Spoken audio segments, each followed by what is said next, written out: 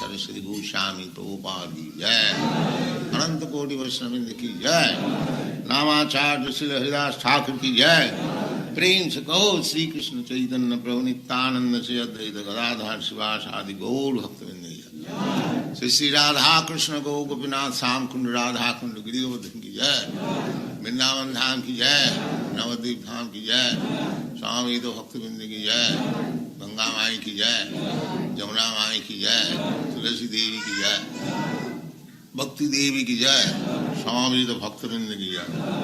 All glories to the assembled Lord. All glories to the assembled Lord. Thank you very much.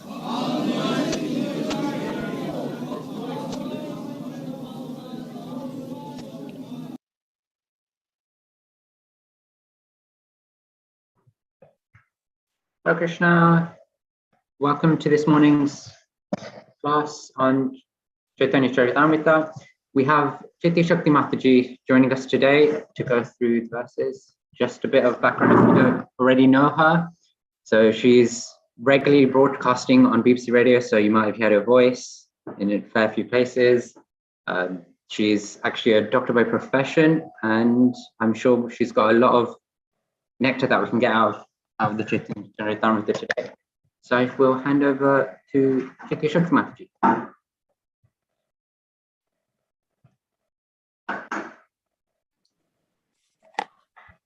Hare Krishna, everybody. Please accept my humble obeisances. Or go to Srila Prabhupada. So I believe we are covering Chaitanya Charitamrita, Madhya Lila, chapter 6, and we're going to be reading verses 245 through to 255, and we'll read the purport for verse 255.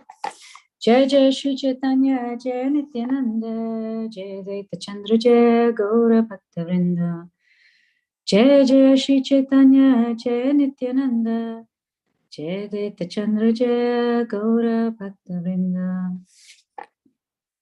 So I'm going to read verses 245 and 255, which actually are composed in a different meter to the Chaitanya Charitamrita. I believe they are in Sanskrit, that's why.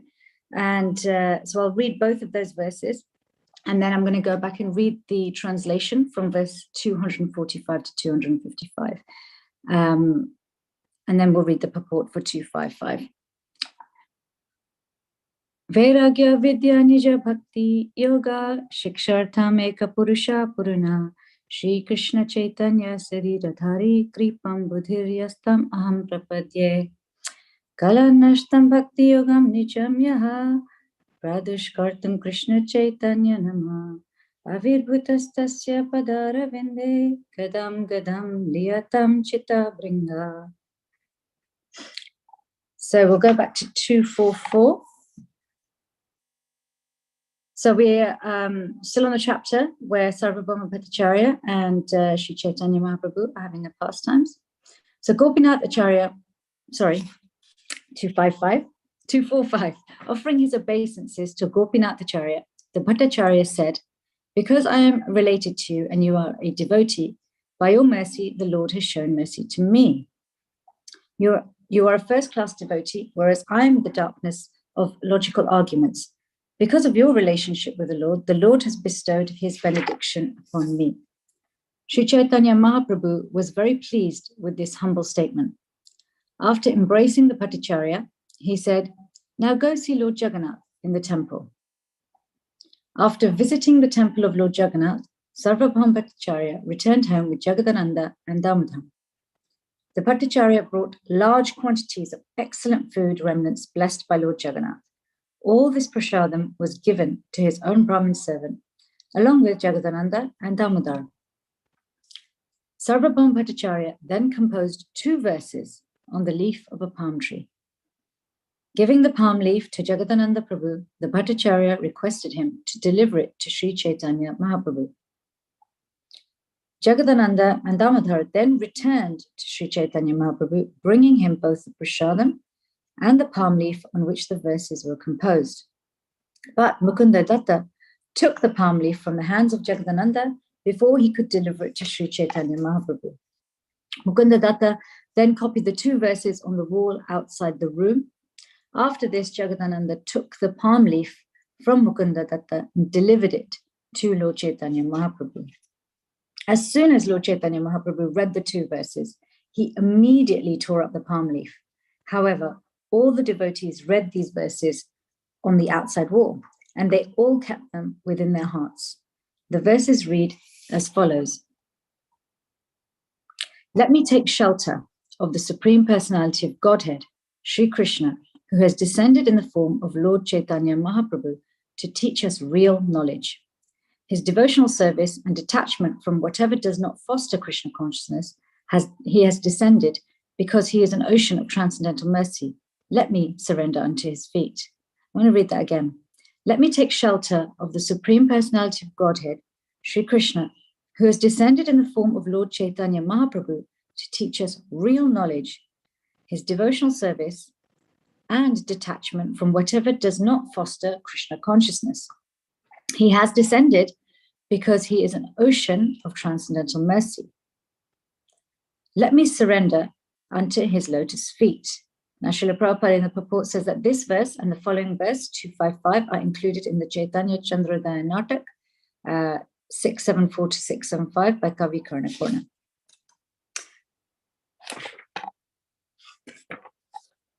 So 255, the translation is, let my consciousness, which is like a honeybee, take shelter of the lotus feet of the Supreme Personality of Godhead, who has just now appeared as Sri Krishna Chaitanya Mahaprabhu to teach the ancient system of devotional service to himself.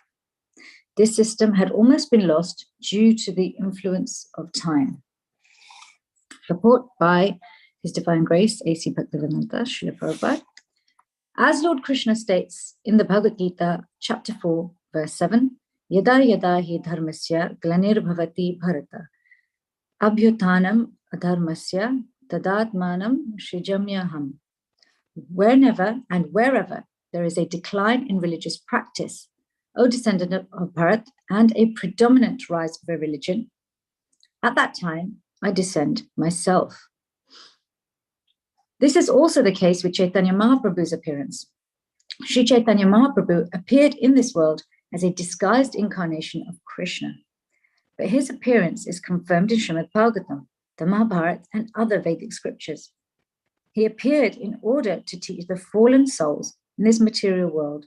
For in this age of Kali, almost everyone has become attached to furtive and ritualistic activities and mental speculation.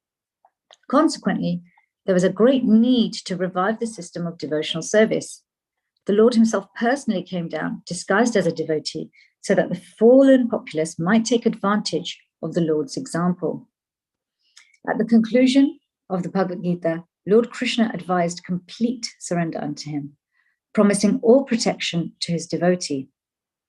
Unfortunately, people are so fallen that they cannot accept the instructions of Lord Krishna. Therefore, Krishna returned with the same mission, but he executed it in a different way. As Lord Sri Krishna, the Supreme Personality of Godhead, he ordered us to surrender unto himself. But as Lord Sri Chaitanya Mahaprabhu, he taught us how to surrender to Krishna.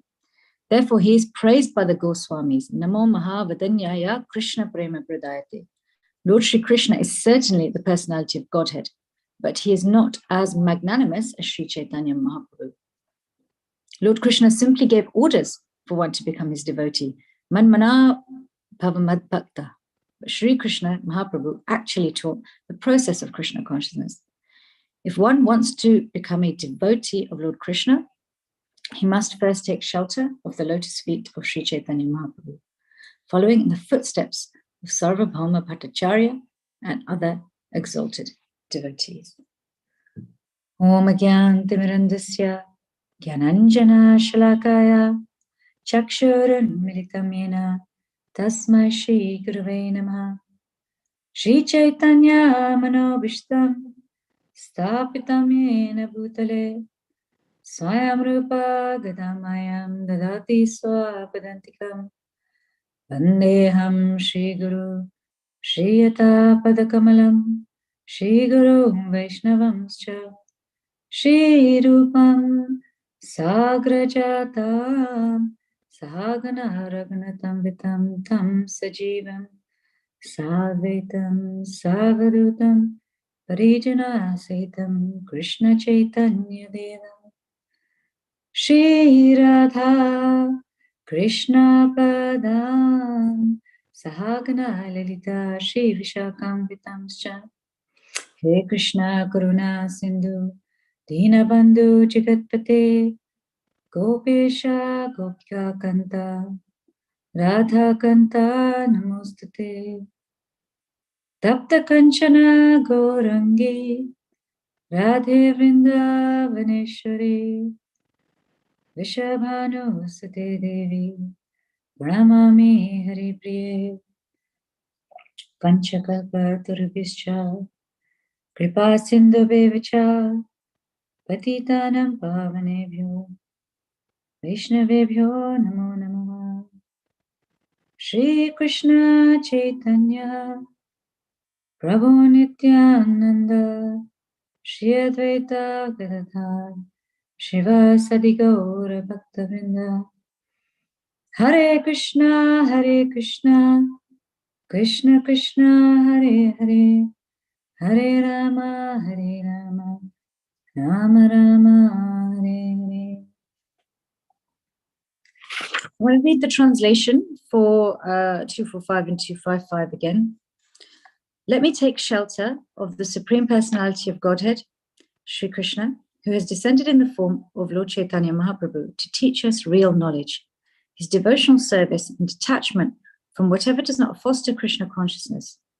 He has descended because he is an ocean of transcendental mercy. Let me surrender unto his lotus feet. Let my consciousness, which is like a honeybee, take shelter of the lotus feet of the Supreme Personality of Godhead, who has just now appeared as Sri Krishna Chaitanya Mahaprabhu to teach the ancient system of devotional service to himself. This system had almost been lost due to the influence of time.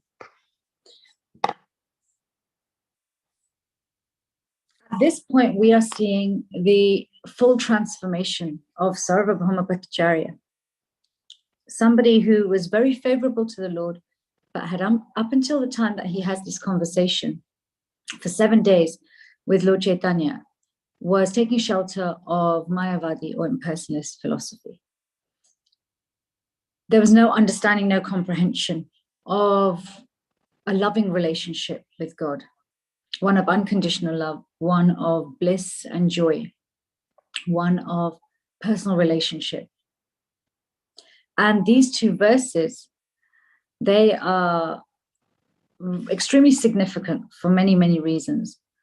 Now, the first reason in relation to Sarvabhauma Bhattacharya himself is that prior to actually surrendering to Lord Chaitanya, he had no real understanding of who Lord Chaitanya actually was.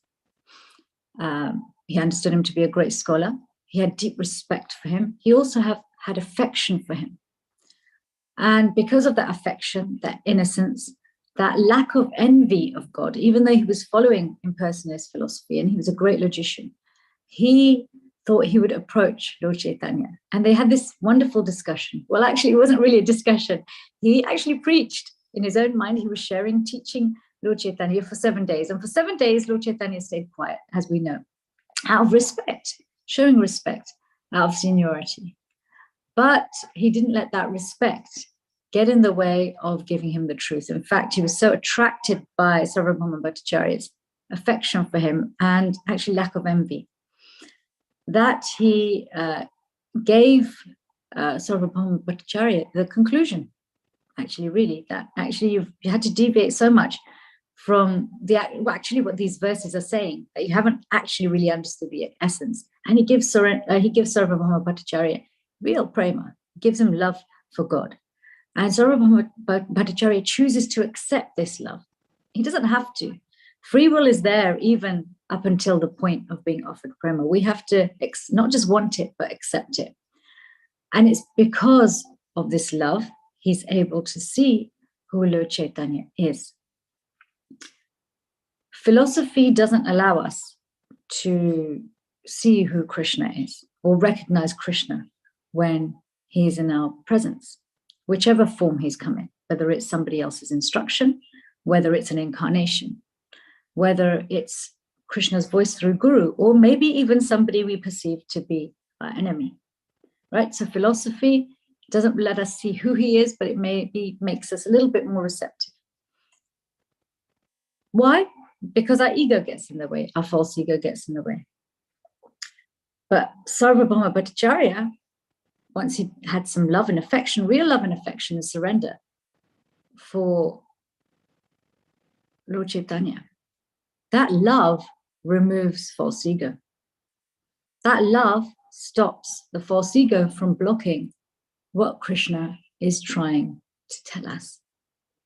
And so he's able to compose these two verses that very boldly declare to everybody who Lord Chaitanya is. Now, in the purport, Srila Prabhupada is giving us some insight into really what's magnanimous about Lord Chaitanya's appearance and some aspect of it. There are so many layers to it. And he points out that in Bhagavad Gita, Krishna simply instructs, whereas Lord Chaitanya is magnanimous because he shows us, right? Anyone can teach, anyone can give words, but it is that, so anyone can have pracha, words, right? But not everybody has achar. Not everybody shows us. So really we learn best when we have examples around us. This is why we associate with devotees.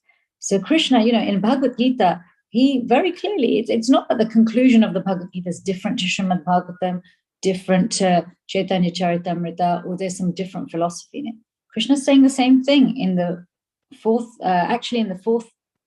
chapter. If you continue with the verses after what Prabhupada's quoted about Krishna's reason for coming, to reestablish relationships, please the devotees. He continues to annihilate the miscreants. But ultimately that many, many people, after, engaging in service to him and understanding the nature of his appearance and disappearance and having knowledge of him, they develop love for him. He even talks about in the Bhagavad Gita how he talks about the sacrifice of the age, the sacrifice of this age, chanting his holy names. He talks about devotional qualities that we can develop in the pursuit of the process, in the pursuit of the goal, and as a yardstick of how we are doing in our devotional life. And Arjuna asks him, how does a devotee sit? How does he walk? How does he talk? And so we have our 26 qualities of a devotee.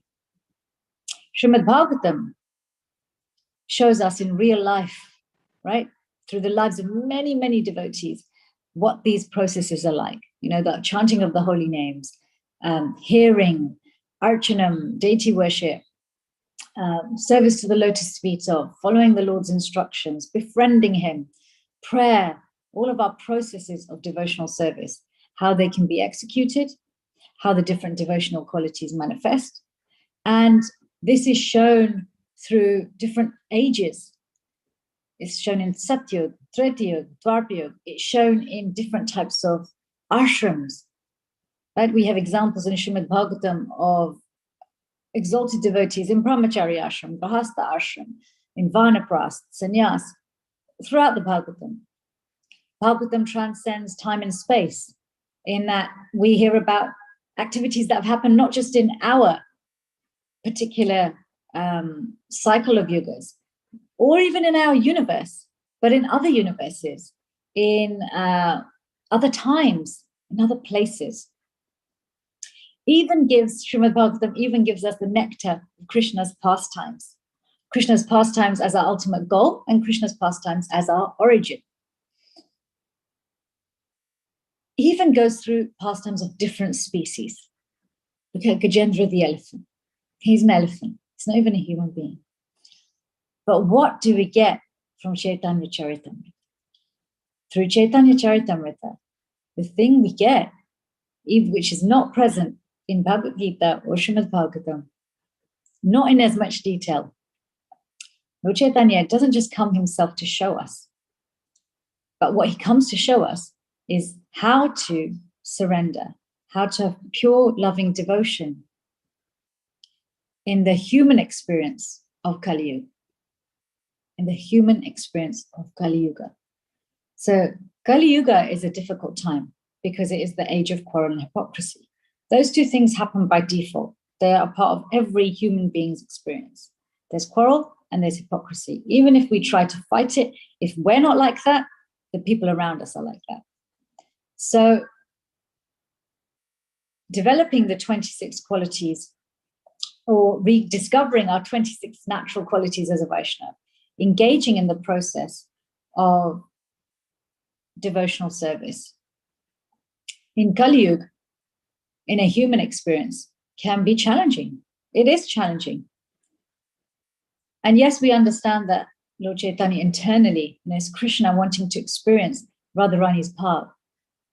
But this also has the simultaneous effect that who better to show us how to be a pure devotee in the human experience in Kali Yuga than Krishna coming in the mood of his topmost devotee, Srimati Radharani. With all compassion, with no consideration of that life in Kali Yuga is hard. It is the age when perhaps people wouldn't pick to come to planet Earth because the environment is really stacked against us in devotional service. So this is why he's magnanimous. He gives the highest freely. He shows us how to engage in this process in our human experience in this day, time, and space. He shows us through the different ashrams throughout his life. He shows us through his interactions with the devotees. Even in this particular pastime, he highlights that as Vaishnavas, we, not out of ego, but out of compassion, interact with devotees depending on our relationship with them. Look at Mukunda Dutt. He takes the palm leaf from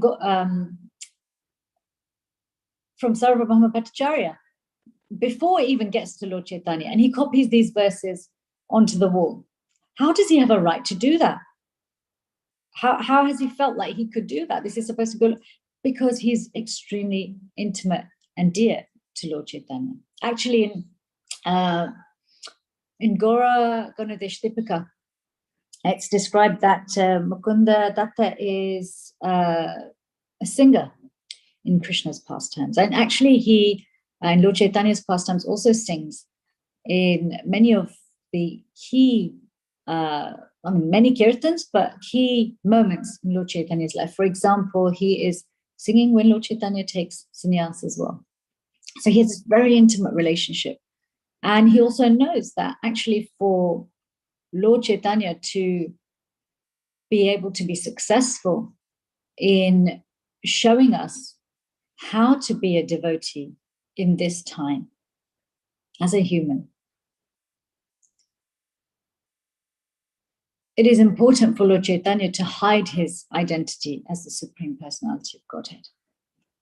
And so he knows that the minute that Lord Chaitanya sees that anyone's recognized it and is declaring it boldly, Lord Chaitanya is going to want to quieten that. However, Mukunda Datta also knows that the devotees who already see this will take great pleasure in seeing that another personality, somebody else, Sarvabhauma Bhattacharya, has also recognized this. So actually in our devotional life, recognizing and accepting Lord Chaitanya as non-different to Lord Krishna is part of our growth. Because when we not just accept him, but understand him to be Srimati Radharani and Krishna, then we can really approach Lord Chaitanya and Lord Nityananda and his associates in the mood that we are part of the same family, and he's been so kind to extend himself and give us a real life example of this is how you should live. This is how you can feel. This is what it's like to be a devotee in this world. You can have this. This is how happy it can make you. it's shown in his associates. His associates are of all different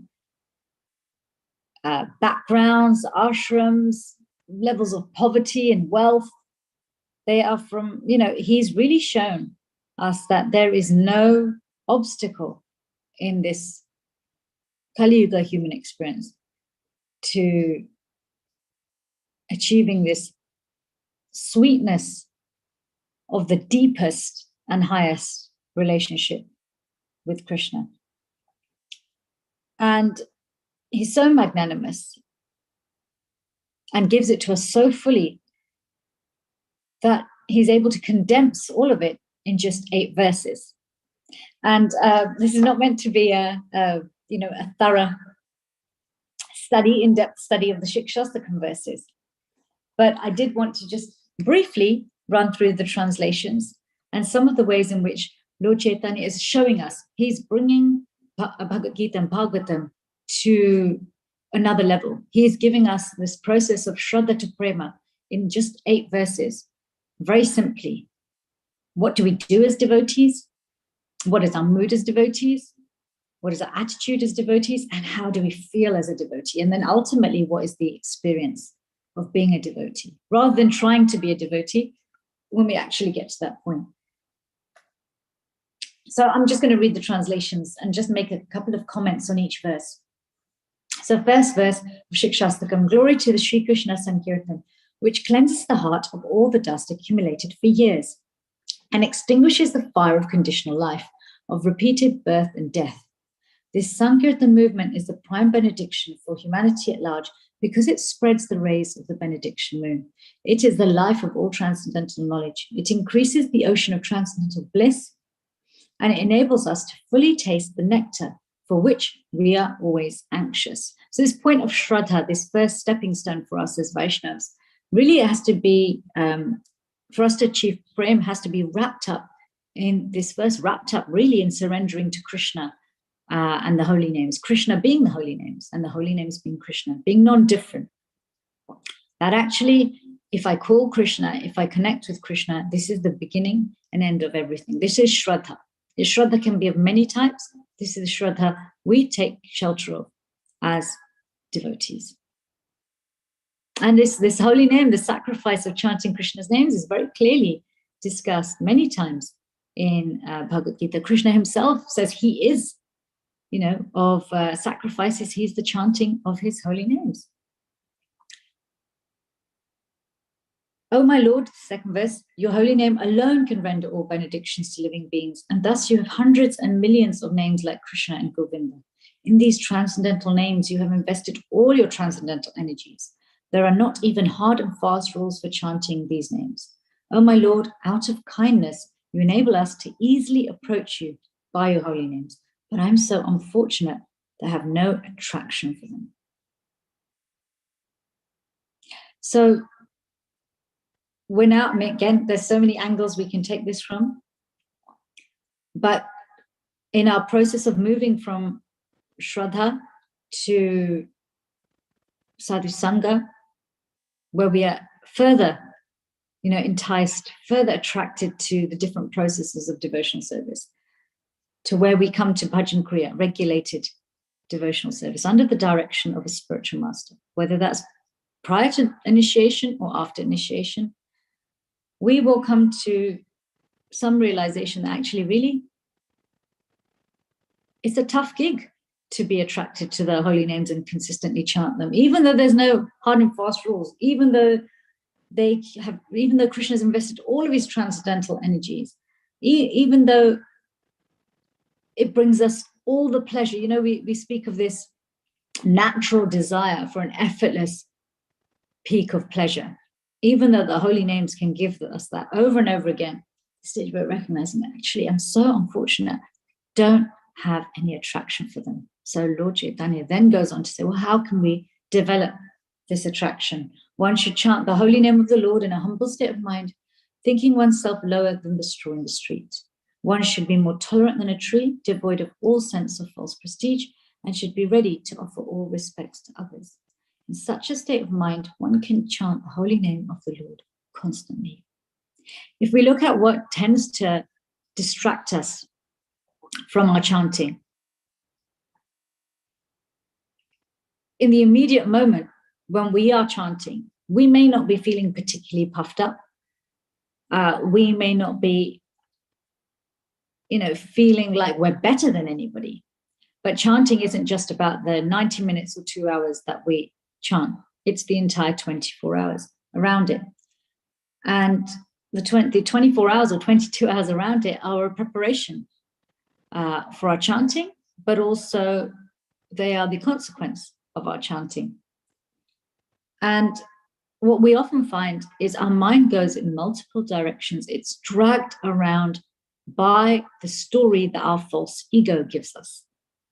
And it is the struggle, the pain of having to tolerate, the pain of giving respects to others and not having any respects received to us is actually really felt on a false ego level. It's on our transient identity here, who we are here. When that is bruised, when that is damaged, that is when we feel that pain. And so if we look at what distracts us, what stops us from feeling the love that Krishna is sending to us through his name, through being with us in his name, and through many other ways, it really is our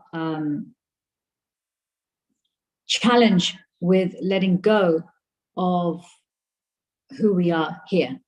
Actually in 410 Bhagavad Gita, in the purport, Srila Prabhupada says, one has to get rid of all three stages of material consciousness: attachment to material life, fear of a spiritual personal identity, and the conception of void that arises from frustration in life. To get freed from these three stages of the material concept of life, one has to take complete shelter of the Lord, guided by the bona fide spiritual master, and follow the disciplines and regulative principles of devotional life. The last stage of devotional life is called Bhav, or transcendental love of Godhead. So one of these three stages is free of fear of a spiritual personal identity. We get so locked into this identity that embracing our natural identity will naturally fill us with fear. Why will it naturally fill us with fear? Because the mind is the sitting place of fear. And where the mind is the sitting place of fear, as long as the mind is in the shadow of the false ego and not illuminated by the sunshine of the soul, then we will be riddled with fear, where even perfection, a spiritual personal identity, the idea of having that, the idea of having another identity beyond what we know now, fills us with fear. Isn't that what happens with every change that takes place in our life? Change usually fills us with some anxiety or fear, depending on the degree of change. And ultimately, we experience our greatest fear when we are leaving this body, because we have to let go of this identity. But whilst we're here, whilst we're engaging in devotional service, Prabhupada's explaining that actually this fear of a personal spiritual identity is there, because to truly experience it, to truly embrace it, we have to be willing to, and it doesn't have to be overnight, at least slowly loosening our grip on who we think we are, and more often than not, who we think other people think we are, and really becoming who we actually are. So this mood of chanting with humility, with tolerance, and being able to chant the holy name of the Lord constantly is often blocked by the pleasures and pains which are dictated to us by the false ego of our human experience. We often talk about association as crystals, right? And crystals reflect off simply the light that is shone on them. Okay, but crystals do another thing. Crystals also refract. You put white light through a crystal, you'll see it creates a rainbow. It's one of the reasons why we all love crystals so much. You know, they make everything beautiful. You get this rainbow colored light. So Krishna's mercy is always flowing. Lord Chaitanya's mercy is always flowing through the holy names. It's pure. That purity is coming through. That purity is also coming through. Those blessings are coming through everyone, actually. Everyone, if we view it in the right way, is Krishna's voice, is Krishna's loving affection, sometimes tough love, sometimes soft love. And if we can recognize that this love is always flowing in our direction, but there are many people we encounter, some through choice, sometimes seems like it's not through choice. They're refracting to different degrees. They're bending this light. Okay. Sometimes that light looks beautiful and we accept it. Sometimes that light looks, are you my enemy? Are you really thinking about me? Are you favorable to me? And we may accept or reject. But if we recognize ultimately that actually on the other side of all this refraction, all this bending, stay with me here. Maybe we're getting a little bit too much with physics, but stay with me. If we see all those different parts as individual things, then we separate ourselves from that original white light, right? When a physicist looks at what a crystal or any medium does to white light or clear light or pure light, they don't forget that actually originally there was white light coming through this medium, right? Because if you forget that, then you won't be able to really work with the separated parts because you've forgotten the origin. So just this third verse in terms of practical humility and the mood with which we should chant. If we can take, this understanding and this example that love, really, love and affection for each other is the most powerful way in which we can shift our false ego, and Sarvabhauma Bhattacharya is a perfect example of this, then we can be receptive to hearing and seeing and feeling Krishna's affection, Guru's affection, and actually Acharya's affection and our entire Parampara's affection for us through everyone we encounter, even those who may be bending the light of mercy in a way that doesn't appear to be so palatable, right? Even when you look at the colors of the rainbow, you have favorites. Right? Some people are attracted to the purples and the blues, some like the red and orange. So this is what our human experience is like. We don't always recognize when Krishna's love is coming through. So as we chant like this constantly, what happens next? Oh, Almighty Lord, I have no desire to accumulate wealth, nor do I desire beautiful women, nor do I want any number of followers. I only want your causeless devotional service, birth after birth. So anartha nivritti, our unwanted things get removed when we chant incessantly. This is what he's showing us. Because you look at Lord Chaitanya's life, he loses interest in everything. As he moves from his childhood pastimes, where he even shows us, actually, if you read in Adi Leela, the verses that describe how Lord Chaitanya was a great logician and would defeat the children around. There's a phrase, with pride. Pride is an anartha. So he shows us how we become purified, actually take shelter of the holy names. As you take shelter of the holy names, you'll become so attracted to Krishna. You become so attracted to him that really there's nothing here that will hold more value. Nothing here that will hold more value, where your desire falls to asking for more of it. If it comes, it comes. If it doesn't, that's also fine. I only want your causeless devotional service, birth after birth. O son of Maharaj Nanda, I am your eternal servitor, yet somehow or other I have fallen into the ocean of birth and death. Please pick me up from this ocean of death and place me as one of the atoms of your lotus feet. So now one is really recognizing, now feeling, my gosh, I'm really feeling so close to you, Krishna. I just want to be near you. It doesn't matter how, just place me near you. I recognize it was my choice to go, to fall. But please, can you please pick me up? Please accept me. Oh, my Lord, when will my eyes be decorated with tears of love flowing constantly when I chant your holy name? When will my voice choke up? And when will the hairs of my body stand on end at the recitation of your name? So as Krishna accepts us and we accept Krishna, as we become aware, as Prabhupada says, of, we lose our fear of a spiritual personal identity and we become more aware of our spiritual personal identity, we will experience our eyes being decorated with tears of love, but we want more of it. So this is what Lord Chaitanya is praying for. We want more and more. There's a taste, there's an attachment for it. And then he says, oh Govinda, feeling your separation, I am considering a moment to be like 12 years or more. Tears are flowing from my eyes like torrents of rain, and I am feeling all vacant in the world in your absence. The feeling of missing Krishna. You only miss someone. We only miss someone when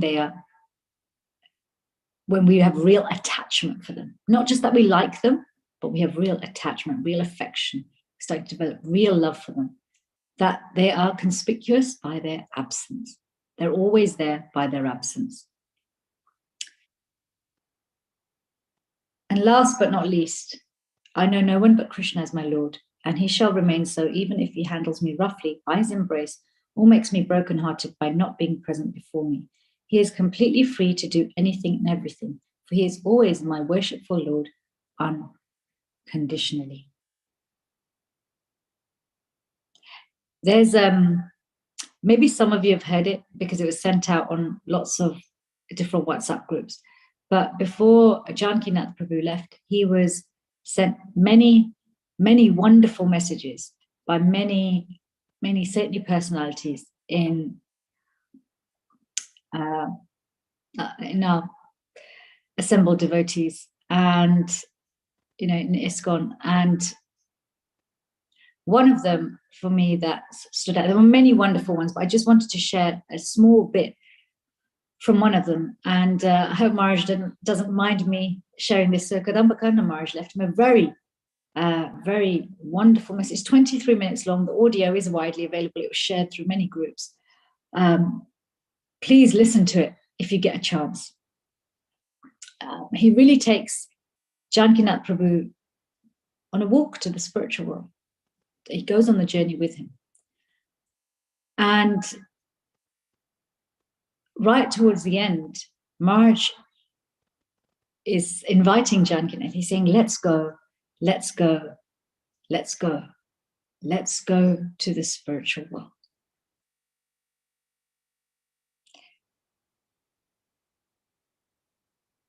Prior to this, he also points out that there's nothing here. There's nothing here to hold you back. And actually, because of Maharaj's compassion, when you hear this, it feels like he's speaking to all of us.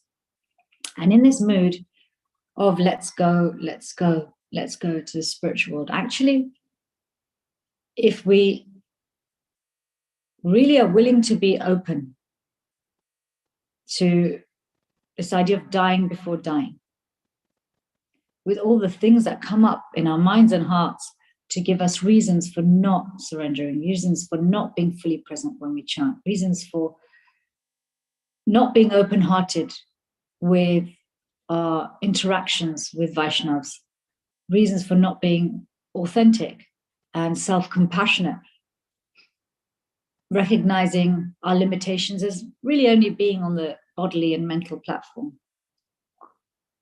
If we can do that, then this mood of let's go to the spiritual world, we can embrace that every day. It will start with being able to embrace it. You'll hold it maybe for a few seconds. Then those few seconds will turn to minutes. And then those minutes will turn to hours. Our process of Krishna consciousness is really so very joyful because it is accessible. And Lord Chaitanya has made it extremely accessible through these glorious 8 verses, through his own example, and through the example of his devotees. They're all Krishna's intimate associates in Goloka Vrindavan. They're his friends and family. They're our friends and family. But when they come with him in Kali Yuga, they all show us the human experience of being a devotee. Some of them have greater hardships than any of us will ever encounter. Some of them have the ability and have the mercy, well, the Lord has bestowed the mercy on them to show us how we overcome these challenges. So if you haven't already read Chaitanya Charitamrita, please read Chaitanya Charitamrita, because this is our handbook of how to surrender as a human being in the Kali Yuga experience, or the human experience of Kali Yuga anyway. I just want to make one last comment about this, because Lord Jagannath is mentioned in this particular section, and the carving of Lord Jagannath. I'm sure tomorrow, it's Ratha Yatra. Tomorrow we're going to have a wonderful Ratha Yatra festival in London, and tomorrow I'm sure whoever gives class will share more on Ratha Yatra. For Ratha Yatra, the deities that were carved about 2,500 years ago, 3,000 years ago. Yeah, 3,000 years ago. So 5,000 years ago, the pastime of Balaram, Krishna, and Subhadra going to the battle of Kurukshetra, visiting Kurukshetra, sorry, not the battle of Kurukshetra, but visiting Kurukshetra, the pastime with the gopis, where these ecstatic symptoms appear in the body of Jagannath, Baladev, Subhadra, or Krishna, Balaram, and Subhadra. It takes place 5,000 years ago. 2,000 years after that, Indrajumna Maharaj is, through his affection, through his love for the Lord, is the recipient of the mercy. And it's through his prayer and through his desire that the form of the Lord and his siblings in this ecstatic facial expression and pastime is carved on the pretense that it's an incomplete deity. 2,500 years later, Lord Chaitanya appears. 2,500 years after Indrajumna Maharaj has these deities carved to really glorify the beauty and the goal, our goal of being in the mood of giving Krishna this much pleasure, right? Where we become a recipient of that pleasure through love and surrender. And really, this Rath Yatra became famous because of Lord Chaitanya. And interestingly, Indrajumna Maharaj is there in Lord Chaitanya's pastimes as King Prataparudra. And so I think the reason I wanted to really share this is Maharaj Prataparudra is also a wonderful example of how in the human experience of Kali Yuga, there's nothing holding us back from surrender if we are able to really be authentic, because authenticity brings humility. And Lord Chaitanya didn't initially accept Maharaj Prataparudra because he was so wealthy, and it went against Lord Chaitanya's sannyas ashram to mix. But when he saw Prataparudra's humility at sweeping the floor with, humbly, like a nobody, in front of Lord Jagannath's cart, then he embraced him. He gave him his full love. So really, again, another example that it doesn't matter what our human experience in this world looks like, what permutation or combination we have, what wealth we have or lack of wealth, what education or lack of education, which gender or non-gender, which job, it doesn't really matter. This is the magnanimity of Lord Chaitanya. So maybe we can open up for comments, any questions, or even corrections. So over to you, Hare Krishna. Krishna, thank you for the amazing class. Just to give a brief summary on the class in general. We walked through many different things, and I think the main point that you're really trying to emphasize is about our route is to not just amass the knowledge, etc. It's to actually develop that loving relationship with Chaitanya Mahaprabhu, with the whole process, as well as Krishna in general. And I really liked the whole pastime that you shared around Kadambaka Maharaj and Jankanath Prabhu, around the whole idea of let's go to the spiritual world. And we can't develop that desire if we don't develop that loving feelings towards Chaitanya Mahaprabhu, Krishna, etc. So really thank you for that. A question, just whilst we wait for Temple Room devotees to see questions. So you were talking about how part of our growth in Krishna consciousness is actually to develop that understanding and that attitude towards Chaitanya Mahaprabhu being Krishna, just in the mood of Radharani.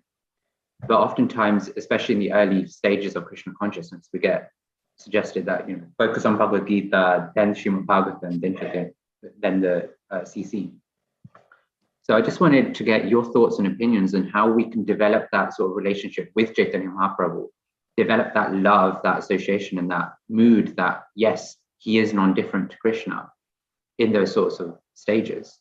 Thank you for that question. Actually, although Prabhupada describes, if you look at Bhagavad Gita, Srimad Bhagavatam, and CC, it says Bhagavad Gita is undergraduate study, Srimad Bhagavatam is graduate, and Chaitanya Charitamrita is postgraduate. However, there are aspects of the graduate and postgraduate that Prabhupada felt was so important for us to know that he made summary studies of them. For example, Krishna book. So although he says don't go into 10th canto of Srimad Bhagavatam until you've read the first 9, still he knows this, understanding Krishna's appearance and disappearance and his pastimes just in themselves are so purifying and will increase our attraction for him. They says, okay, I will write Krishna book, so that nobody misses out. And same with Chaitanya Charitamrita. He takes the teachings of Lord Chaitanya. Okay, he takes the essence, the nectar. Because what happens is when we connect with Lord Chaitanya as a person, as an individual, in his own right, as well as understanding that he's non-different to Krishna and Srimati Radharani, we access a different type of mercy. We access a type of mercy that doesn't accept offense. This is why Prabhupada would say that actually anybody can have Gauranitai deities, because Gauranitai, they don't accept any offense. In fact, I was reading in one of the Prabhupada memories that at one point, Srila Prabhupada also said that, obviously we want to have the best standard, but he said this Gauranitai is so merciful that even if somebody's given Gauranitai and they are sitting on the shelf and nobody worships them, they will still send mercy.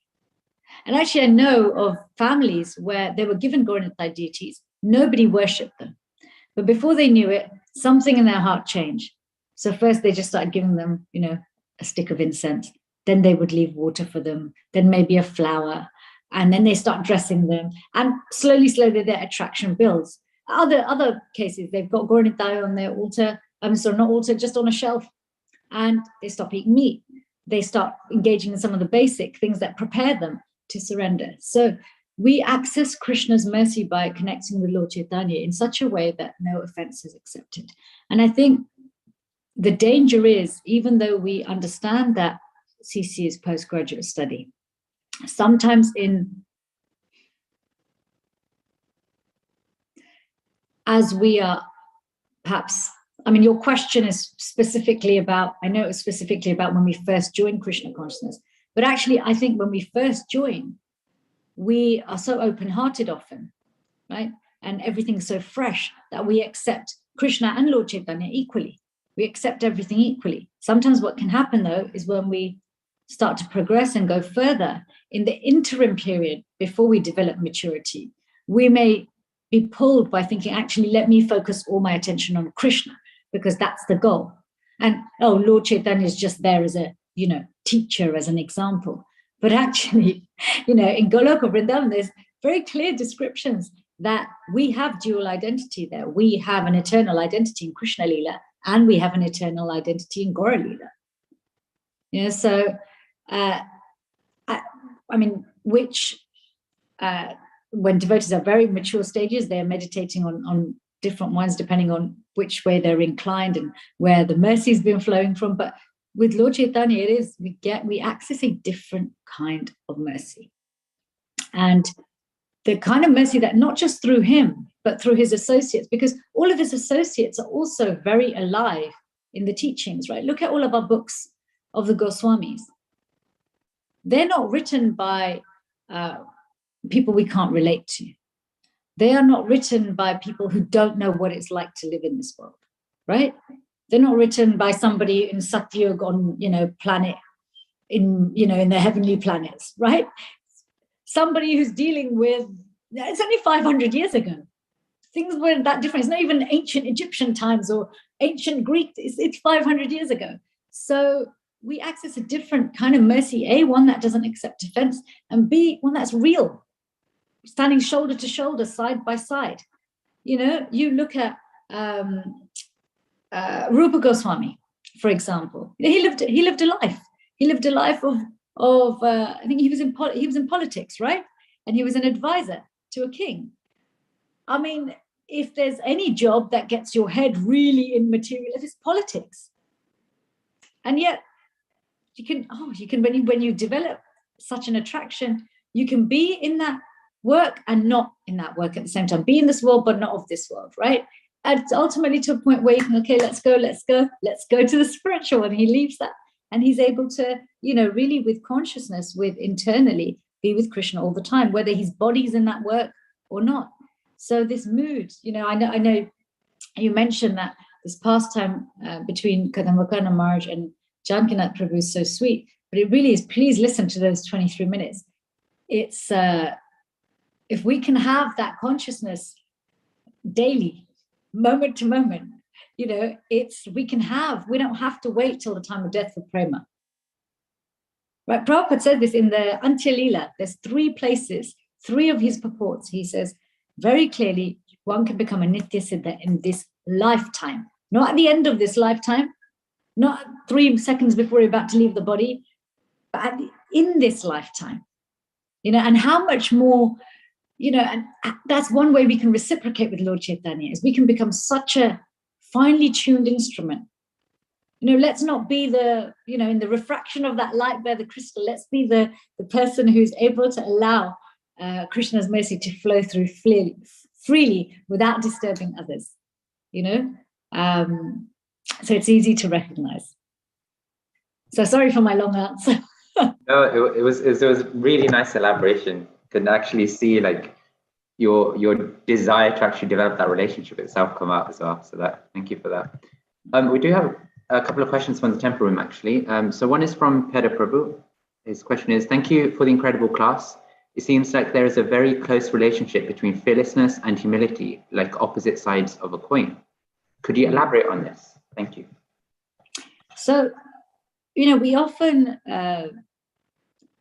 make the mistake of recognizing humility by external behavior or personality traits.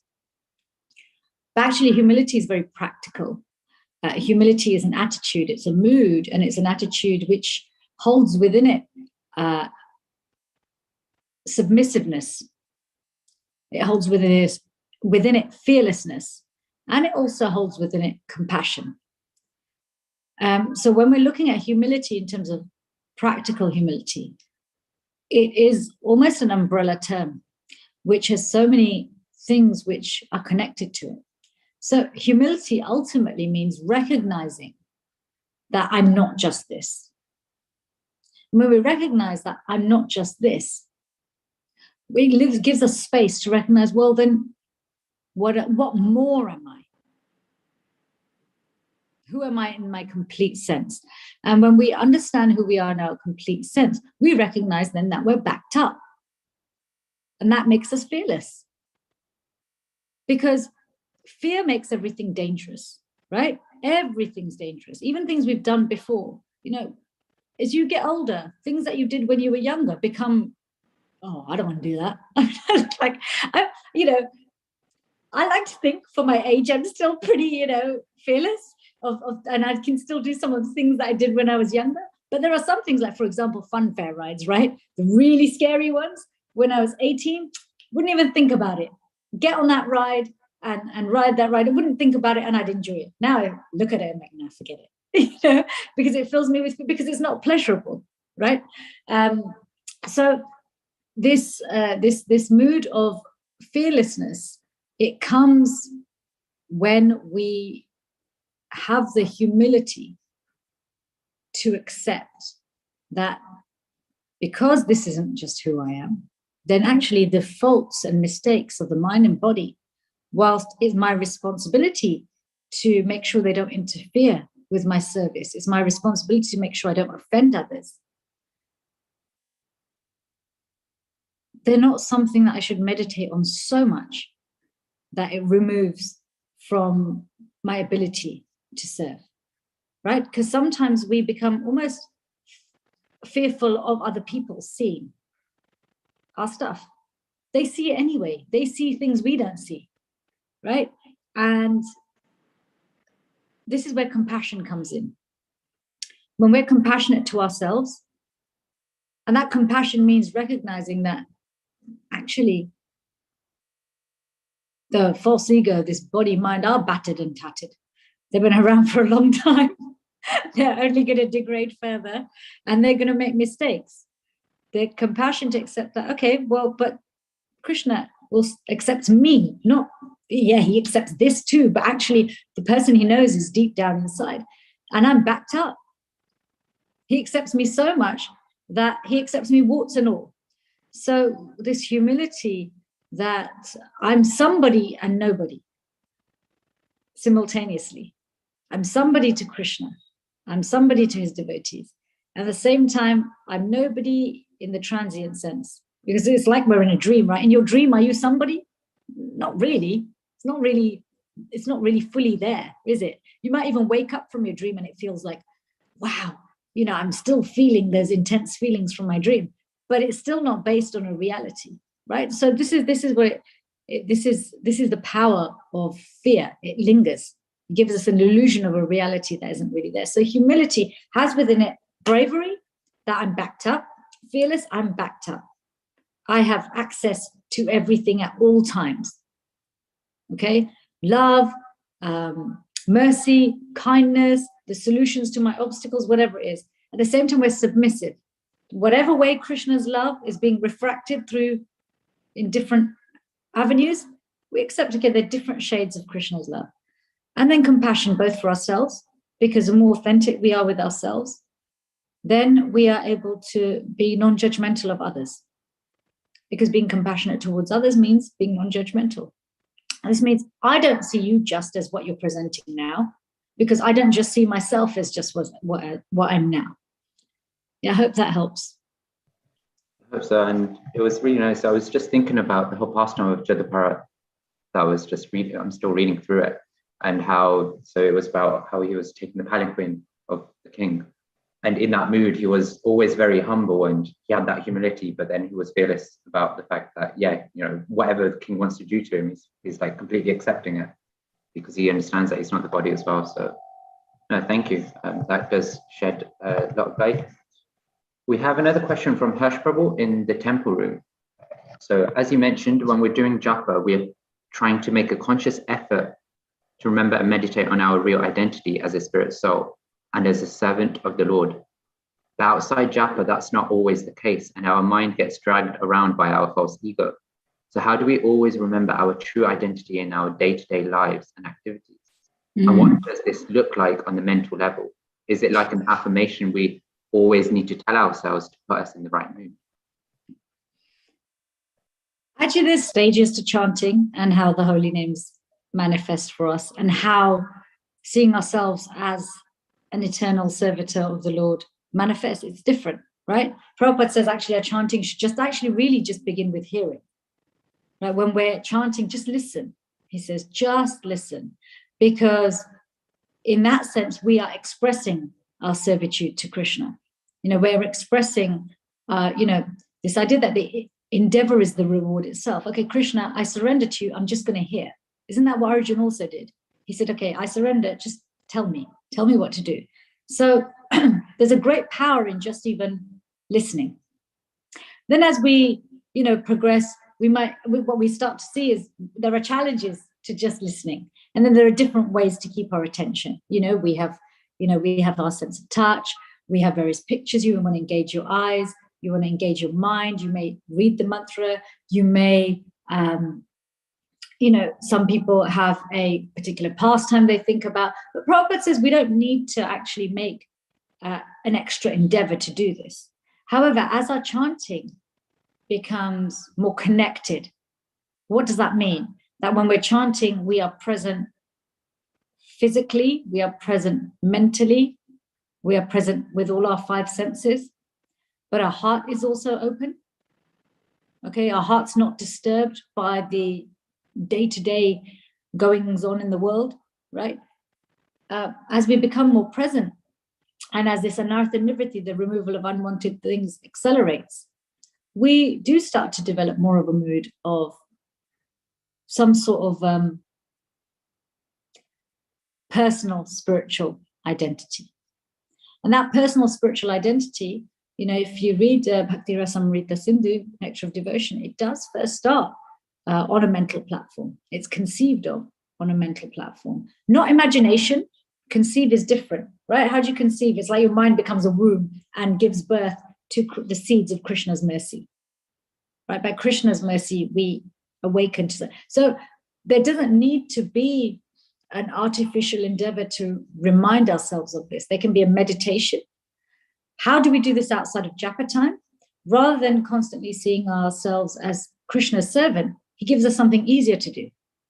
See yourself as a servant of my devotee, because the devotee is right in front of us. You see yourself as a servant of my devotee, because actually my devotee is going to be even kinder to you than me. That's why Lord Chaitanya has Radharani's mood, because she's kinder, right? This is why we have guru. This is why we have grand gurus and uncles and aunties, and we have our entire parampara. Because when you're in direct instruction relationship, you kind of feel you have a responsibility, right? The guru has a responsibility to chastise and mold. When you're, like parents, when your uncles and aunties or grandparents or great uncles and great, you show through love, you teach through love.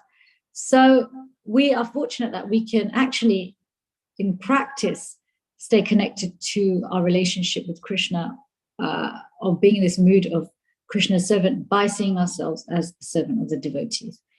Because that is the biggest reminder in practical application, in real life.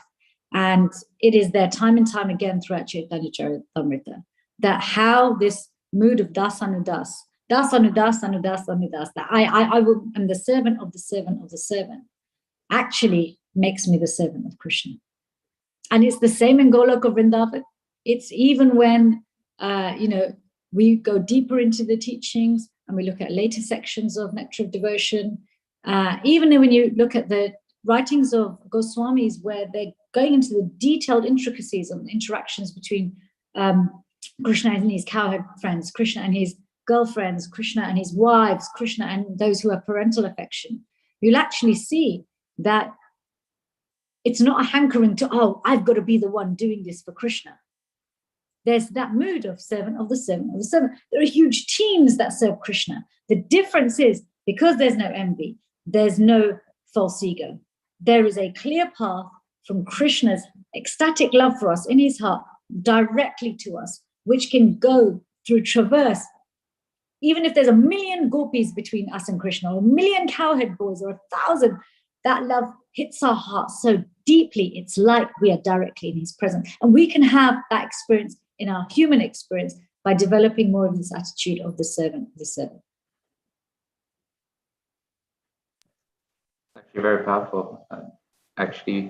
Oftentimes, at least through false ego, I think that, okay, I need to be the one that's directly doing the service, so then I can get the mercy, but then actually being able to serve, however many layers it has to be, we can still get that mercy. Absolutely.